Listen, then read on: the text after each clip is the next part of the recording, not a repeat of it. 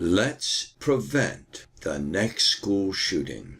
My name is John Burns. I'm the founder and CEO of the Center for Aggression Management. And I would like to introduce you to our Critical Aggression Prevention System, or what we like to call CAPS, because CAPS is scientifically reliable in its ability to foresee and thereby prevent the next school shooting. You see, we live with a hard truth. The hard truth is there is no reaction faster than an action. And that plays out for us in this way.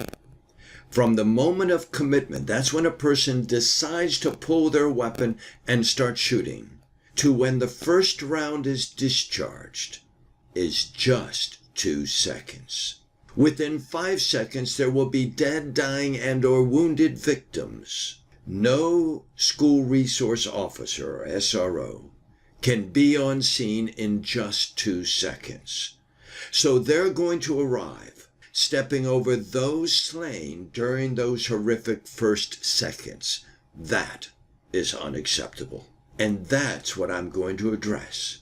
There is no absolute 100% violence prevention in schools, but there is scientifically reliable means of preventing the next school shooting, and that is what this is all about. So can we actually prevent future violence? Yes, we can. But in order to prevent violence, and even bullying, abuse, and harassment, I need to suggest a new perspective. That new perspective is the use of aggression and aggressive behavior. But before we can discuss aggression, we must make a distinction between aggressive behavior versus assertive behavior. You say assertive behavior says, I'm going to win because I'm going to be the best that I can be. Whereas aggressive behavior says, I'm going to win because I can take you out. Aggressive behavior is always destructive and negative. If something is constructive and positive, it is assertive behavior. And with that distinction, we have the ability to identify future aggression, as I will show you. One of the benefits of using aggressive behavior and judging it solely on its merits is you do not violate or contravene HIPAA regulations, FERPA regulations, or the Civil Rights Act of 1964. This gives you a critical capability, and that ability is to record and track aggressive behavior with a certain impunity.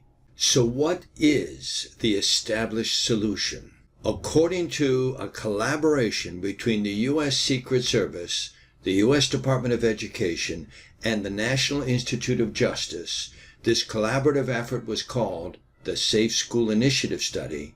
Their findings were, an inquiry should focus instead on a student's behavior and communication to determine whether a student appears to be planning or prepared for an attack. The ultimate question to answer is whether a student is on a path to a violent attack.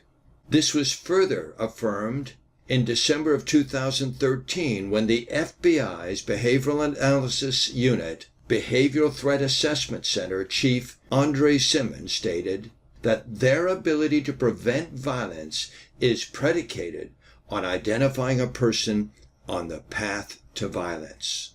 We prefer to call this emerging aggression. We prefer emerging aggression because the path to violence presumes that you can see violence in future behavior. However, in the lower levels of aggression, you may not see that, whereas emerging aggression begins illustrating aggression from its very outset. Any reliable prevention process must be predicated on emerging aggression. This defines our critical aggression prevention system. There are 3 components to it. 2 are training, 1 is software. Now we know that you cannot train all people with all skills. It's just not practical. It's not scalable. So we train aggression first observers. These are the people on the front lines of aggressive behavior. We train these individuals to identify objective, measurable observables. These are not the subjective references of scary, strange, weird, and menacing. These are objective, measurable observables that these people then report to a smaller core group of people of trained responders. These we call certified aggression managers. These individuals are not only trained to identify emerging aggression, but also given the corresponding skill sets so they can maximize their result in diffusing this potential aggressor. And then the third component is our forensic recording and tracking. We call it the meter of emerging aggression, and we now have this in a mobile app. The key to the meter of emerging aggression is that because it does not violate HIPAA, FERPA, and the Civil Rights Act of 1964, we can record and track aggressive behavior with a certain impunity. So there is forensic recording and tracking that occurs. How does this work? An aggression first observer sees objective, measurable observables of aggressive behavior, determining that someone is not only aggressive, but at what level of aggression. They pass that information along to the certified aggression manager, who puts that information in their mobile app. The mobile app tells them immediately what level of aggression this person is, and thereby the presumption of threat, low, moderate, and high. This incorporates the sense of urgency to do something and do it now, so as to prevent the next possible shooting. Then the certified aggression manager can decide what resources beyond myself I may need to approach this person to maximize my result. I then engage, I come back, and I record. What did I see? How did I respond? What was the result? It scientifically validates the system in real time. How? Through face validity. Every time that certified aggression manager says what I just witnessed is consistent with what the meter told me as to the level of aggression, that's scientific validation. But the system also offers you a corresponding skill set to apply. And by applying that, we get a more predictable result, further validating the system. This is what makes the critical aggression prevention system so very effective. So how is this technology applied? 24 years ago, we discovered there were two kinds of aggressive behavior. One is primal, adrenaline-driven aggression. The other, cognitive, which is intent-driven aggression. And when we combine these two types of aggression, something magical happened. All of the body language and behavior that we've known about since the beginning of human history fell into place and became empirical. Built upon the stated premises of both the FBI and Secret Service, in other words, identifying someone on the path to violence, 5 years ago at Eastern Kentucky University, we were able to scientifically validate our CAPS system. So let's review our primal and cognitive aggression continua. Primal aggression is built on the primal instincts of fight or flight. It is fueled by adrenaline. That connection between aggression, the production of adrenaline, the increase in the heart rate, and the resulting body language and behavior that we can both identify, but most importantly, we can measure. When we were working with the military, we were using infrared. And if we could get a square inch of skin, we could identify a person's pulse rate and watch it go up and down based upon the stimuli. This is hard science. But it also represents someone losing control, i.e., the adrenaline rush. So what about conscious deliberate aggression? It didn't fit. So for this, we developed cognitive aggression, conscious deliberate aggression, or non-conscious, and then you repeat it often enough that you no longer give it a lot of thought and you become a vicious person. Cognitive aggression is built upon intent. Quite simply, what is your intent with this person or persons? Is it in your interest and theirs, therefore a win-win as it ought to be? Or is it in your interest and to their detriment? In other words, you're going to victimize this person. You're becoming a victimizer. Now, there are 9 clearly defined stages of cognitive aggression, which we'll show you shortly. In the first grouping, we have the victimizer. The next, we have the predator, clearly driven by intent, like in criminal intent, like a robbery, gang members, drug dealers. At the highest stage of cognitive aggression, the 9th stage cognitive aggressor, we have the perpetrator of murder-suicide or terrorist. Let me introduce you to Zacariah Moussaoui, often referred to as the 20th hijacker. And at a quick glance, you can clearly see the difference between the red-faced, ready-to-explode person at the top and the terrorist or perpetrator of murder-suicide at the bottom. The sad fact is that most security and law enforcement, which includes SROs, see the person at the top as their aggressor. And although in the extreme this person can be lethal, most typically this person can be diffused by simply removing the object of their anxiety. Whereas the person on the bottom, this person is driven by intent. This person is deliberate and determined. You see, what we've learned is that with any human being, regardless of their culture, their gender, their education, their age, their sexual orientation, when any human being rises to the intention where they are prepared to give up their life for a cause, their body responds to that intention by losing animation. In essence, it says, "I'm dead," and it takes on this look. What some call dead eyes, others, the military, refer to it as the 1,000-yard stare, but it's more than this. Their whole body language and behavior loses animation. The Israelis call it the walking dead. And there's no way for them to avoid this look. So they come to the scene with this look. If we are going to get out in front of that horrific moment of commitment, our ability to identify this person approaching the scene enables us to get out in front of and prevent this person from affecting their violence, hence preventing the next shooting in our schools. So let's look at the primal and cognitive aggression continuum, because this represents aggressive behavior from its outset, through and including the most lethal of all aggressors. On the right, we see the primal aggression continuum. On the left, we see the cognitive aggression continuum.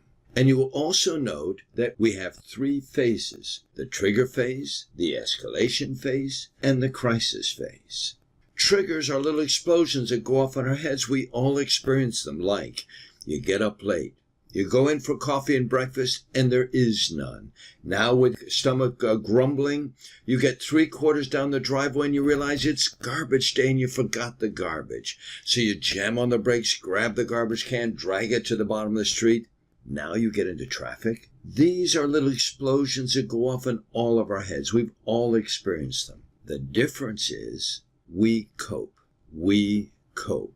When a person stops coping, when one trigger begins to accumulate on top of the next, that threat mechanism goes off in the brain, it starts producing adrenaline, and there we enter into the escalation phase. And the key here is this: it changes our body language, our behavior, the way we communicate with each other. We can identify these changes.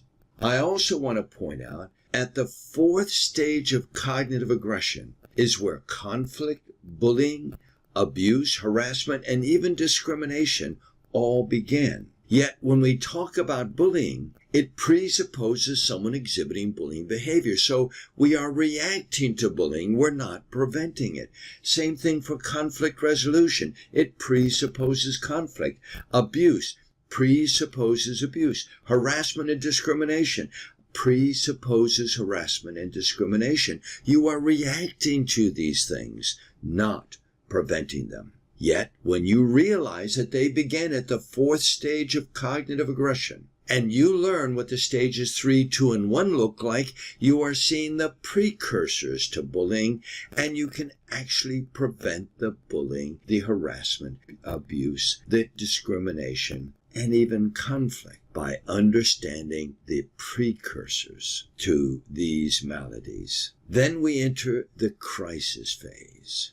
As we enter into the crisis phase of the primal and cognitive aggression continuum, what should we expect on the primal side? We expect at the highest level, observing someone spiraling out of control into panic and or rage. Although the primal aggressor in the extreme can be lethal, most typically the primal aggressor can be diffused by simply removing the object of their anxiety. On the left side, the cognitive aggressor, the intent-driven aggressor, what would we expect to see? We observe someone becoming tactical. And by tactical, I mean someone who's identified their target and committed to the destruction of that target. At the 9th stage, the perpetrator of murder-suicide or terrorist, whose goal it is to give up their life for a cause, and their body language and behavior reflects that intention. At the 8th stage, the murderer or combatant in a military sense, who is prepared to give up their life for a cause, but intend to survive, and that nuanced difference changes their behavior. At the 7th stage, we have what I like to call the complicit tactician. Completely complicit with the 8th and 9th level, they want certain people to die. But they're not going to kill them, nor are they going to put themselves that much at risk, because they're going to inspire other people to do this, like the late Osama bin Laden, or a terrorist handler, or a drug dealer, or an MS-13 gang member. This is the person who could also be the accomplice, someone helping with logistics. Each of these is a precursor to the next. Each give you the opportunity to get out in front of the next. Here's the key. There's a 6th stage, a 5th, a 4th, a 3rd, a 2nd, a 1st, and a 0 baseline. And every venue has a 0 baseline. And now we look for objective, measurable observables, not these subjective references of scary, strange, and weird, but objective, measurable observables that are deviations to that baseline. It gives us multiple opportunities to get out in front of not just bullying and abuse and harassment as we've described, but also to get out in front of violence. Now let me introduce you to the meter of emerging aggression. What you'll see first is it is taken directly from the primal and cognitive aggression continuum. As you can see, there are 10 stages, 0 through 9, of aggressive behavior, followed by which, and this is critical, there's an assignment of risk level, low, moderate, and high risk. This is particularly important when we realize that in Parkland, there were 45 calls made upon the behavior of Nicholas Cruz, and no one felt the sense of urgency to do enough to have prevented this in the first place. That doesn't happen here, because it's not just a matter that someone might be at the 3rd stage of aggressive behavior, but now you see them go from the 3rd stage to the 4th stage, and now to the 5th. This is, as the FBI and Secret Service call, on the path to violence. It doesn't mean they're going to be imminently violent tomorrow, but it means they're on the path, and therefore you ought to be engaged. The sense of urgency causes people to respond in the most proactive way.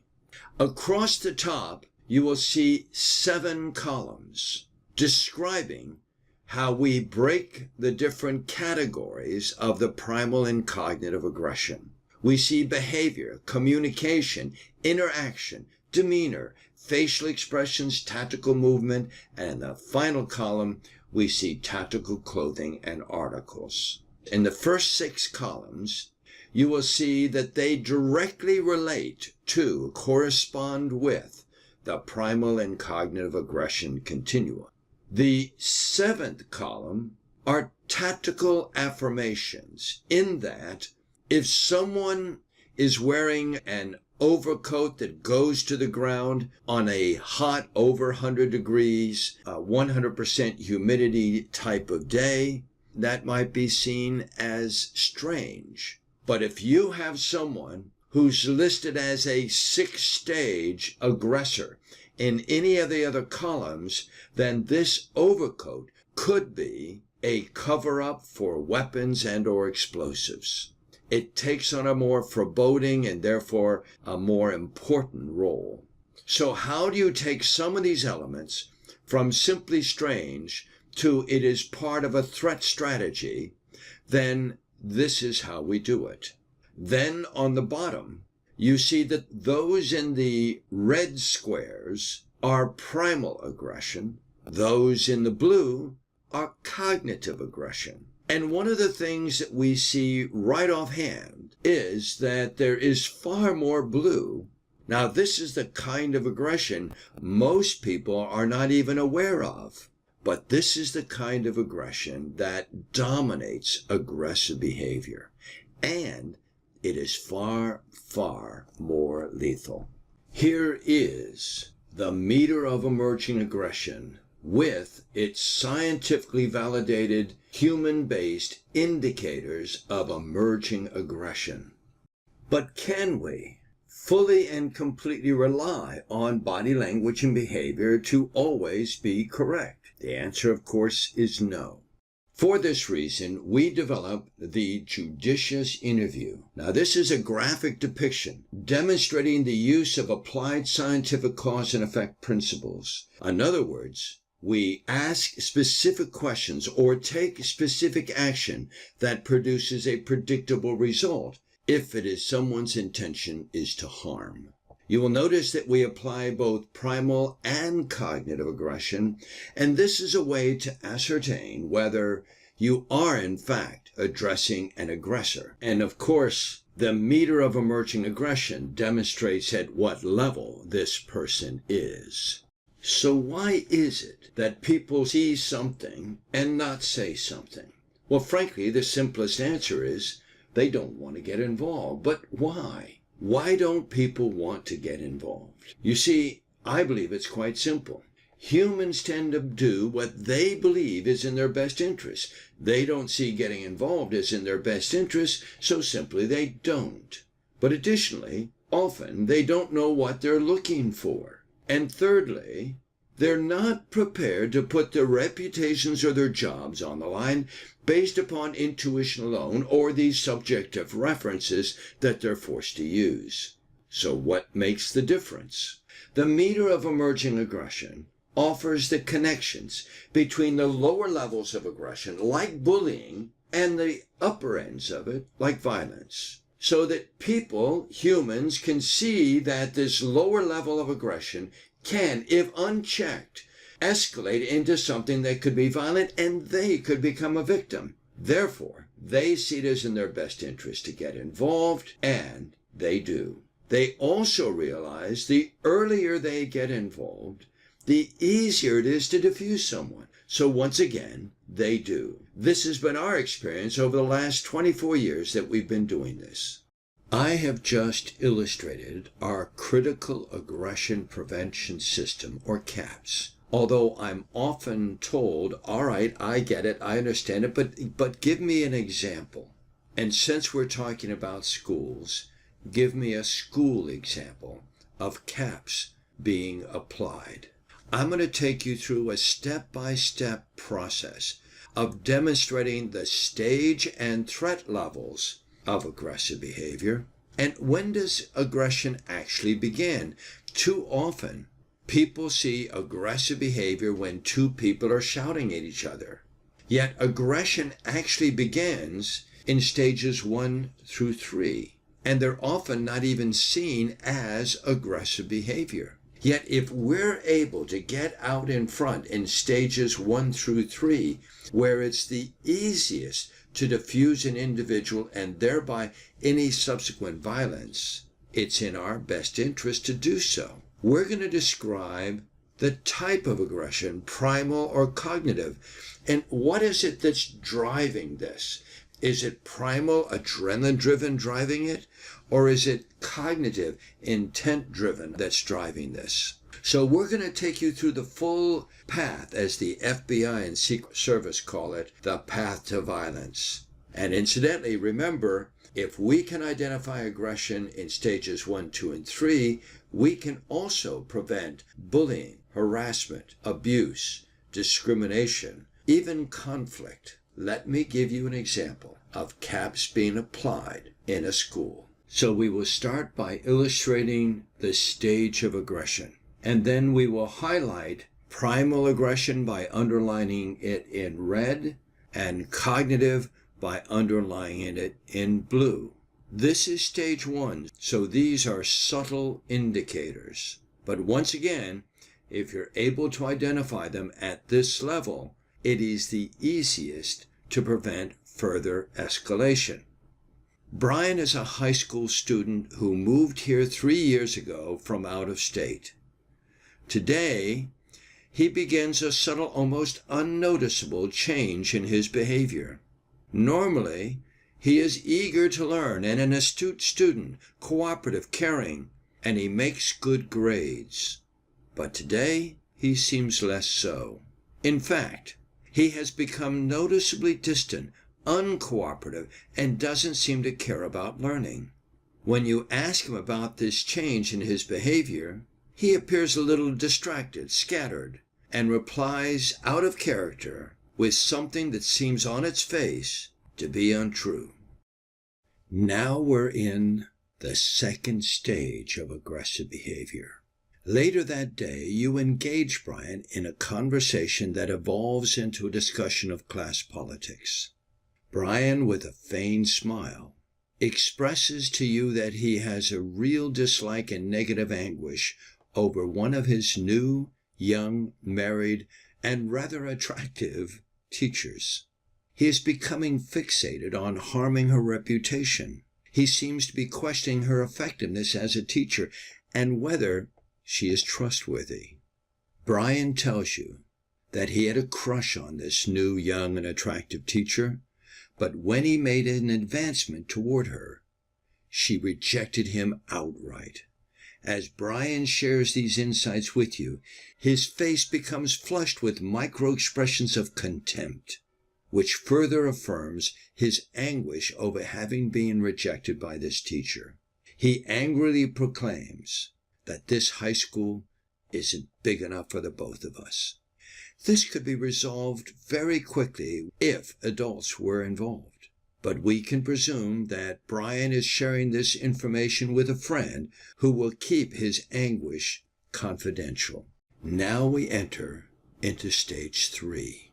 A few days later, Brian's behavior is not improved.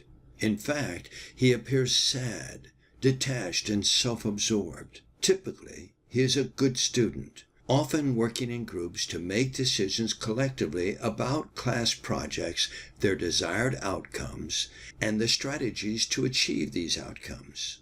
Today, however, Brian seems to be acting quite independently from his group, letting his actions speak for themselves.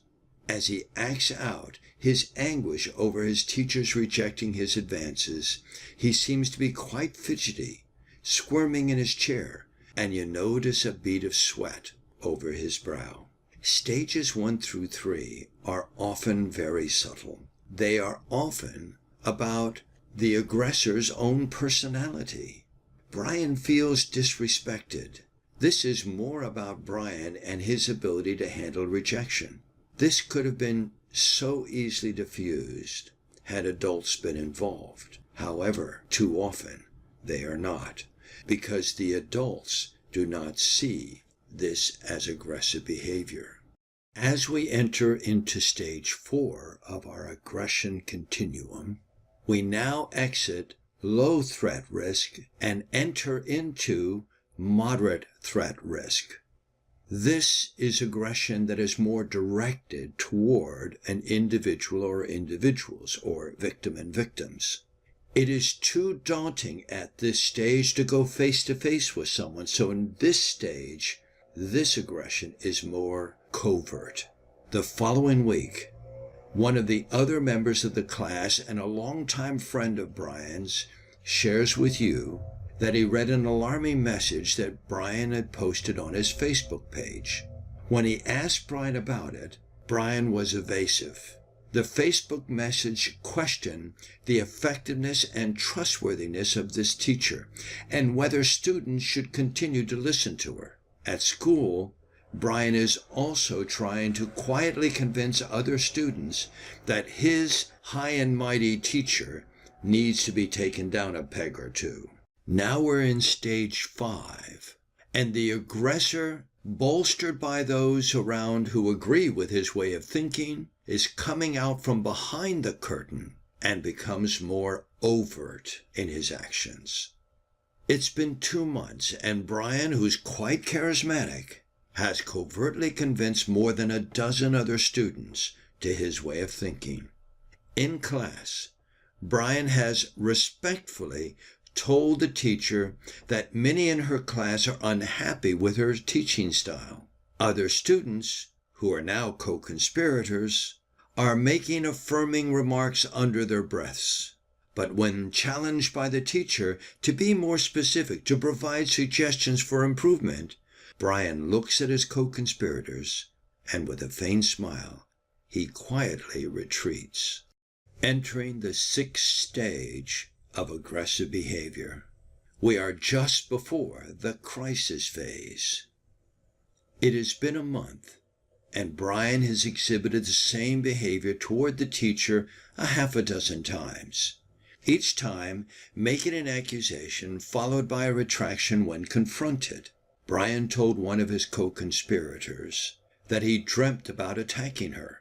The co-conspirator thought this was just Brian blowing off steam and never considered a real threat.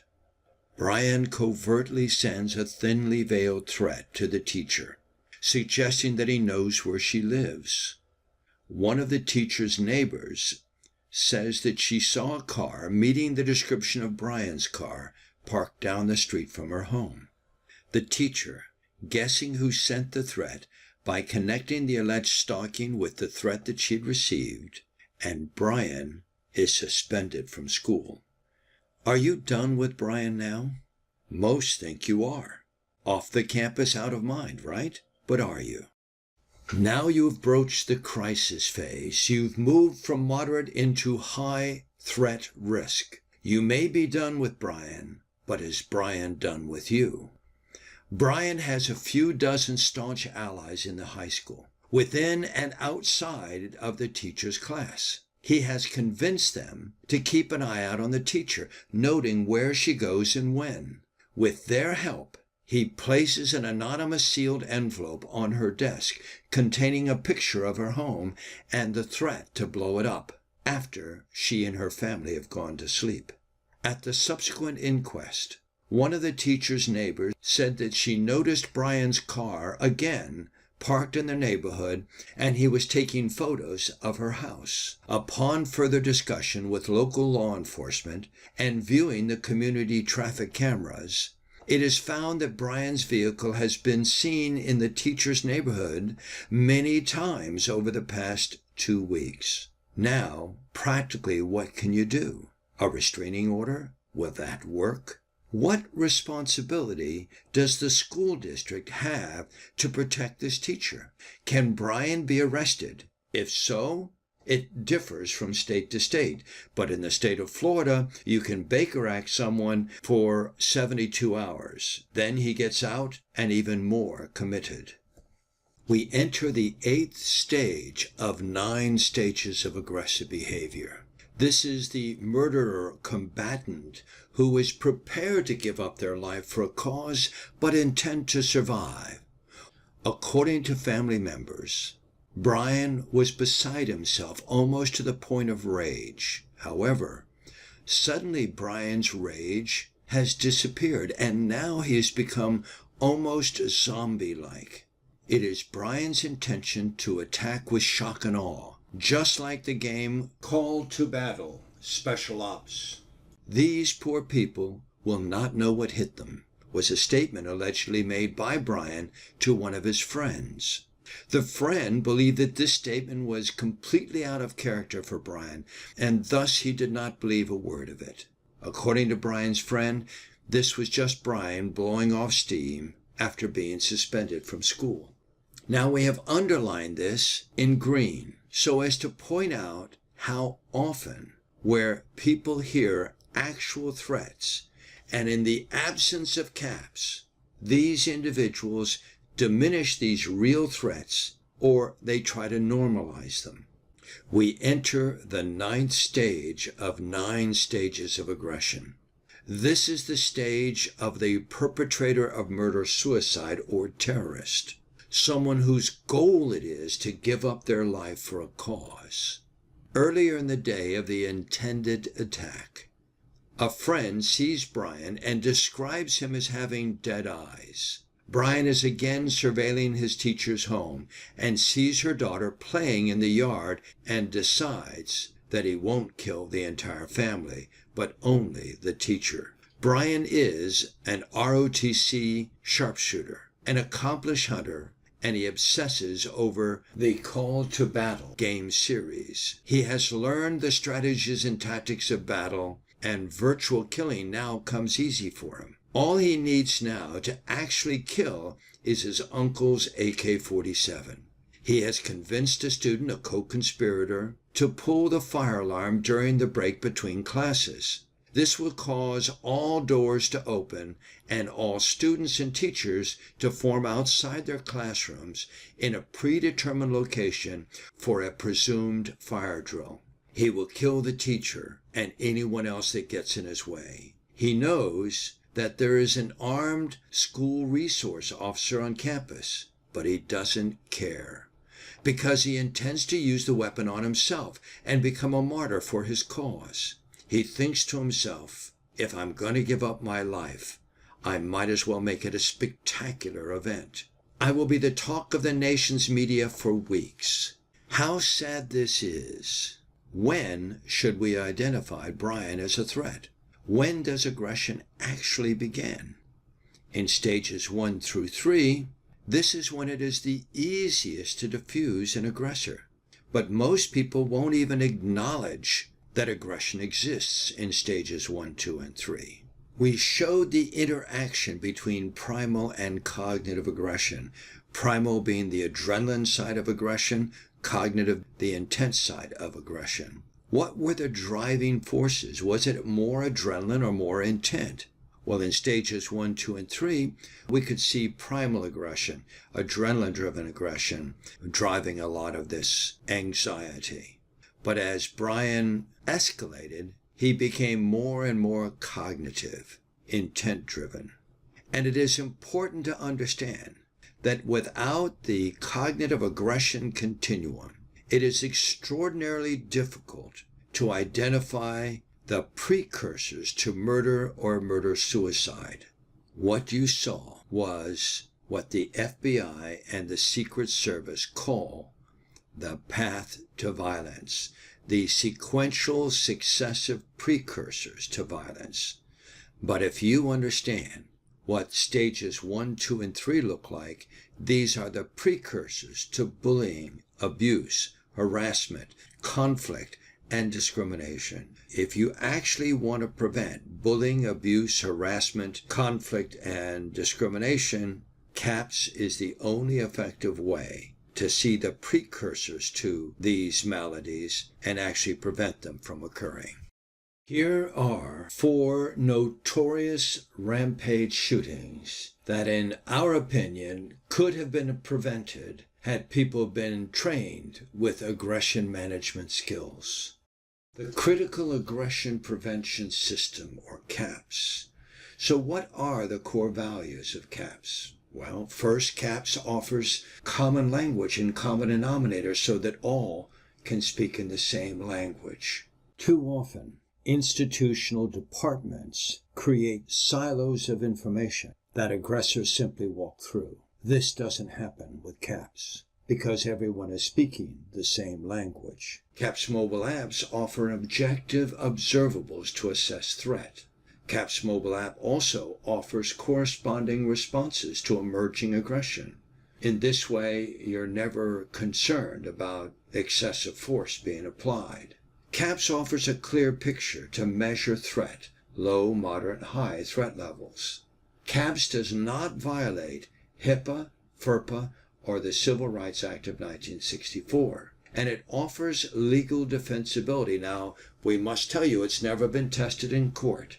But having said this, I have to believe that scientifically validated, objective, measurable observables will go a lot further in defending action than subjective references. The legendary W. Edward Deming said that without data, we just have humans with an opinion, and all opinions are biased. What CAPS provides is data. And of course, in the end, CAPS creates a safer and more productive environment. If you have any questions or need any clarifications, if you would like to know more about our CAPS mobile app or our many forms of training, including but not limited to webinar-based training and in-person training, then please reach out to us at 407-718-5637, or you can email us